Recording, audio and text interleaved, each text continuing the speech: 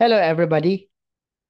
Ano po ang mga requirements, documentary requirements sa pag-apply po ng PCO accreditation? Meron po itong dalawang sets of requirements. Depende kasi sa type of application. Halimbawa, first time application or new application, ibang requirements po ang hinahanap. Kapag naman renewal application or for the second time. So, iba't ibang sets of requirements. So, what are the requirements for PCO accreditation for the first time? Unang-unang application. Siyempre, yung pong online account with completed profile through pco.emb.gov.ph.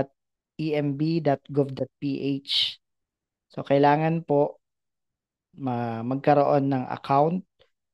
Saan po yon? Doon po sa pco.emb.gov.ph as shown on the screen, pco.emb.gov.ph. So, dito po. So, dapat merong online account. Pangalawa po na requirements for PCO accreditation for the first time, yun pong resume with 2 by 2 picture. Resume po ito ng pollution control officer. Ganon din po ang kanyang transcript of records or diploma. Hinahanap po ito. Pang-apat, yung certificate of PCO training for the past 3 years.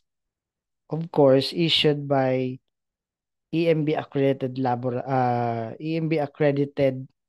training institution.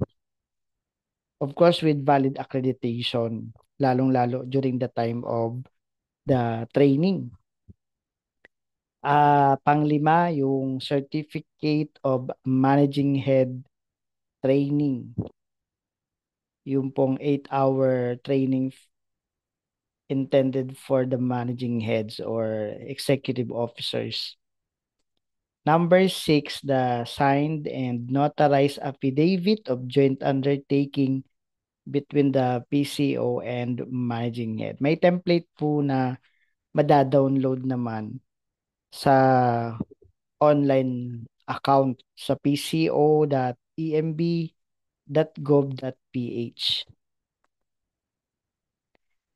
Ganon din, number um, 7 requirement, letter of appointment or designation as pollution control officer.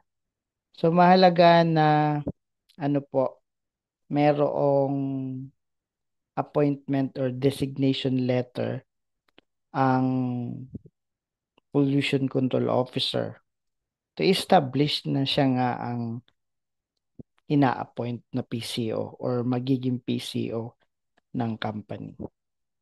Yung pong PRC license, which is intended sa mga Category B establishment, kailangan yun, yung license PRC card.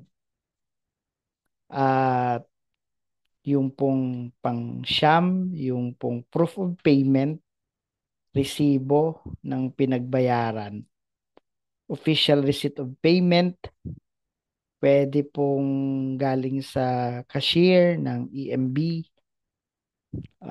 or sa land bank, yung validated na online collection payment slip, or doon sa land bank link BIS portal, yung electronic receipt of payment amounting to 500 pesos. Sa renewal naman po, ang hinahanap ng mga requirements, yung pong ating latest copy of PCO accreditation. Ibig sabihin, meron ng previously issued na accreditation sa isang regional office at mag-a-apply ka ng renewal sa same din na company kung saan ka previously na-accredit. And then, appointment letter as PCO. And then, yung pong ating notarized affidavit of joint undertaking. At ang pinaka mahalaga ngayon sa renewal of accreditation, the proof of compliance of the company to the requirements of major environmental laws. Ito po yung sa PD 1586, RA 6969, RA 8749, RA 9003, RA 9275. At kung sa loob po ng 3 taon, meron pong violation ang company, kailangan magdagdag ng requirement na notarized affidavit of commitment. So, yung mga yan, nagpapasa tayo ng mga requirements na yan for renewal. Subject, syempre, sa evaluation, subject sa screening. May mga cases na yung pong pollution control officer, siya yung may-ari, lalong-lalo sa mga businesses na maliliit, small medium enterprise.